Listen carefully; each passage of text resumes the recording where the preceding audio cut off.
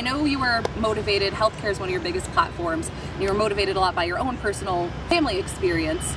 What was that moment like for you when you were like, okay, I'm running for Congress, this is it? You know, it was a gradual decision, and it really was sparked by my experience with my daughter's healthcare situation when she was diagnosed with a chronic illness, and we were lucky because she was still on our health insurance. We got her to a great doctor who said he was going to prescribe a medication that would get her condition under control. And the dilemma came when we went to get the prescription filled and the insurance company said it was something that needed prior approval. And I spent days fighting with the insurance company to get them to approve this medication that the doctor said was exactly what she needed.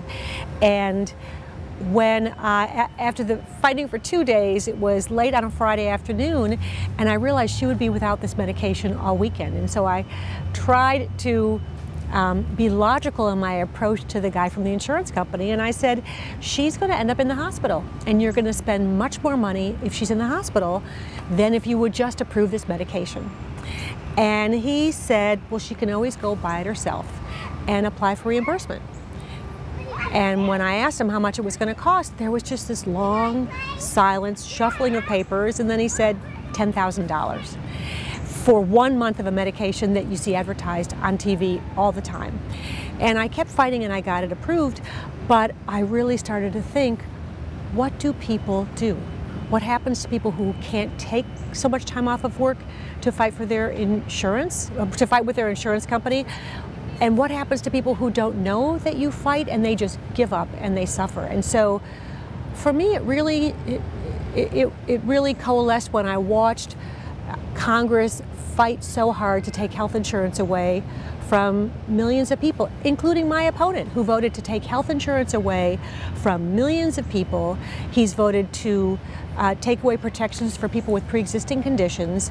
He's voted to allow seniors, allow health insurance companies to charge seniors 5 times what they charge other people for their health insurance. And I was so infuriated when I saw Congress fighting over who they could take health insurance away from because they were ignoring the real issue. And the real issue is, how do we make health insurance more affordable? How do we make health care more affordable? And what do we do about the outrageous cost of prescription drugs?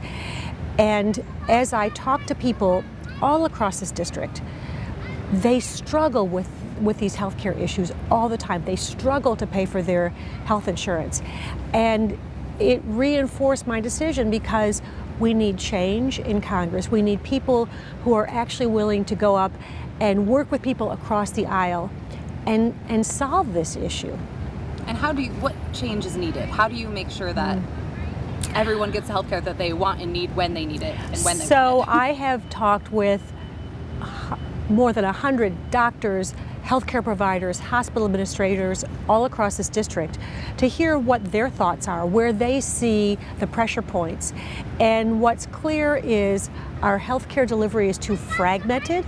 There are too many layers, and we need to make sure that people get the right care provided by the right healthcare provider at the right time, and that's not happening. There are lots of areas where costs can be cut. One of the obvious ones is that our government should be negotiating with pharmaceutical companies for what they pay for the medication for people who are on Medicare. But under the umbrella of healthcare, opioid crisis, I know your opponent has been in Congress and has voted for and against certain things that could either help or harm. And what is your stance on that issue? Obviously, it's a big one that impacts not just North Carolina, but the country. Yeah, it's clear that we have a terrible opioid crisis, and there are thousands of people who have died from overdoses in this district and all across the country, huge number all across the country. We need to be working with first responders to make sure that they have the support and the medications that they need. We need to be making sure that there are the treatment centers that will help people get over their addiction. But first and foremost, we need to make sure that we're not throwing people off their health insurance, people who need help. And that's why it's so problematic that my opponent says he's working to take care of the opioid crisis, but he's voted to throw people off their health insurance. He's voted to take away protection for pre-existing conditions. That's not going to help people who have problems with opioids. And you mentioned earlier that part of kind of the bridging the gaps in the healthcare system that we have now is working across the aisle. Obviously that's not easier said than done, and especially in this political climate, it's sometimes even harder to do. How do you plan to work with counterparts in Washington? First of all, I think we need to get to know each other, and we need to make friends with people across the aisle, and then we need to figure out who we can work with, where we can set a goal, the goal of providing affordable health care that's accessible to everyone. How can we find people who want to work on that issue, and how can we set the goal and then figure out how we reach the goal? Another thing that kind of goes, well, it doesn't really go along with healthcare, but education. I know North Carolina is one state where we've seen teachers literally go to rallies for their local officials to kind of take note, but it's something that is a problem across the nation for various teachers, for students. Infrastructure is problematic, and school security as well is a major concern, especially among students. What is your stance on that, and what plans would you hope to see? So we need to improve our education system. We live in the wealthiest country in the world. Our schools should be the envy of the world. Investing in schools, investing in our students, is investing in our future. We are 37th in the country in teacher pay. We are, I think, 39th in the country on per pupil investment. That's not investing in our future. We need to be preparing our kids for the jobs of today and the jobs of tomorrow. We need multiple pathways for successful careers, and that includes career and technical training and apprenticeship programs for kids who aren't going to go to college, but there are lots of good jobs out there that aren't being filled that would be available for kids who had the right training and the right apprenticeship programs. We need great community colleges, and we need great four-year colleges and universities where when students graduate, they're not so overburdened by student debt that they can never see getting out from under it. And how do you fix that? Because I know student debt is a big issue for a lot of people today. There are some good bills in Congress to address the student debt issue. We need to have people who are willing to work on those bills and make sure that when students take out loans, they're getting loans at the best possible rate. That's not currently happening.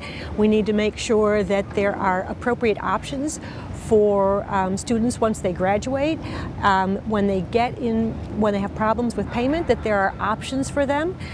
We also need to expand Pell Grants so that there are more grants available for students and they don't have to take out as many loans.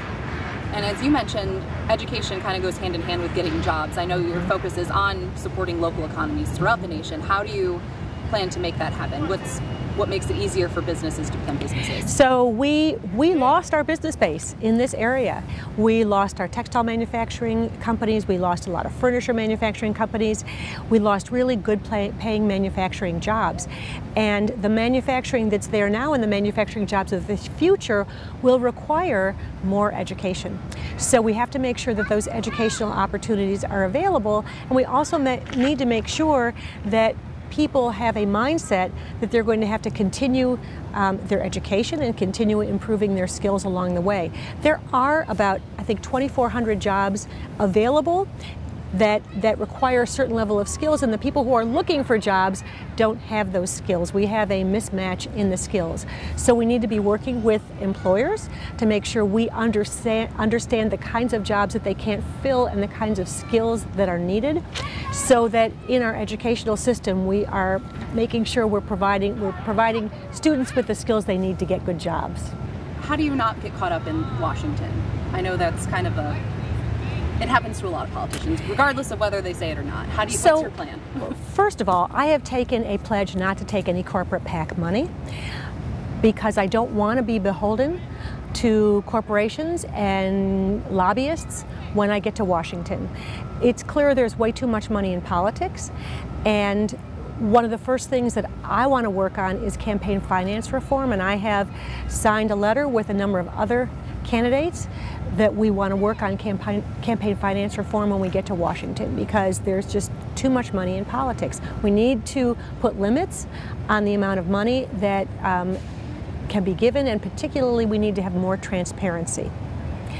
My opponent has taken a substantial amount of money from corporations and corporate PACs, and if you look at his voting record, he is voting in line with the interests of those corporations and special interest PACs that have given money to him, as opposed to voting in line with the needs of the people in this district. Now, when you say you've taken the pledge not to take any corporate PAC money, have corporate PACs like approached you saying like, we want to support you, and you've just been like, no, no, no, no, no? Or is it just not something that's come to fruition? I actually did have somebody who represented a business say to me, he heard me talking, he said, oh, you're not taking any corporate PAC money? And I said, no. He said, well, all right, then I guess nothing to discuss here. But I have made it known that I'm not taking corporate PAC money, so it hasn't really been much of an issue. Now, some of the data online shows that the money you are getting is coming, majority of it is coming from out of state. Do you view that as a problem? I am really proud that I have outraised my opponent in money that I've raised within the district. And I have had donations from people all over the district, all 5 counties, and I'm really, really proud of that. I have friends, family members, and colleagues from all over the country who have invested in my campaign. I was privileged to chair the board of a very large charity that enabled me to work with people from all over the country, and I was in a leadership position in that charitable organization for probably 12 years. I got to know many, many people across the country. They got to know me. They know my values, my leadership skills, my desires and for this country, and I am honored that they have invested in my campaign because they know me. What do you think is the biggest issue our country faces right now, this day? We have a lot of issues that we need to address. Right now I'm most concerned about the partisan divide. The way that people are, or at least the people in Congress, are putting party ahead of country. I think we need to change the tone. We need people to start working together. They need to keep in mind what the needs of this country are and the needs of the people that they're representing. They need to work together to create solutions. I know you're very involved in Greensboro. What do you think the biggest issue is for North Carolina and how it will be impacted, I guess, from a national standpoint? I don't think there's one issue. I think that there are several issues and they're intertwined. Jobs, good paying jobs where there's an opportunity for wage growth. We've got to rebuild that business base that we lost. One of the issues that a lot of employers face with hiring people is the cost of health care. Health insurance has gone so high that when employers look to hire people, the cost of paying health care benefits is a real issue. And people who aren't in jobs that have health care benefits really struggle to meet their health care, the cost of their health insurance for those who can get health insurance. And education. You can't get the jobs unless you have the education to do the jobs. And we will not attract new employers and we won't be able to grow our businesses unless we have a workforce that's got the education that we need. So I think those 3 issues are all intertwined. The other issues that I hear people talk about, I've traveled thousands of miles across this district and met with people in more than 350 different events. And the other issues that I hear people concerned about are protecting Social Security and Medicare. People are desperately concerned that because of the tax bill that was passed and the hole it blew in the deficit, that Congress is going to go after Social Security and Medicare, and people are very worried about that. Well, what do you make of the tax bill that was passed? I think the tax bill, I think we needed tax reform, but I think that Congress got the balance wrong. We wanted to put more money in the pockets of working people and small businesses. I don't think the tax bill accomplished that. We wanted to incentivize companies to invest in rebuilding and in creating more jobs and investing in their workers. I don't think we accomplished that. We created loopholes instead of closing a lot of loopholes. And as I said, we blew up the deficit. And I think that's going to be a problem for us long term. All right, well, final question. I know you're on a tight time schedule here, but why you over Ted Budd or any of the other opponents? I have a 30-year track record of leadership and service to this community. I have worked with people from different political parties with different ideas to get things done in this community, from expanding access to early childhood education to helping people during the recession when they lost jobs, helping them with job retraining and mortgage assistance and food relief. I have worked on lots of projects to make our community a more vibrant place. We're sitting in front of one of them right back there, the New Performing Arts Center, and those things are critically important because we need to spur economic development in this community. So I think people in this community know the track record I have and know that I want to fight to make this community and this whole district the best possible place to work, live, and raise a family. Well, thank you. Anything else you want to talk about? Look at this great park on this beautiful day with all these kids. This is something else. It's not raining. I know. This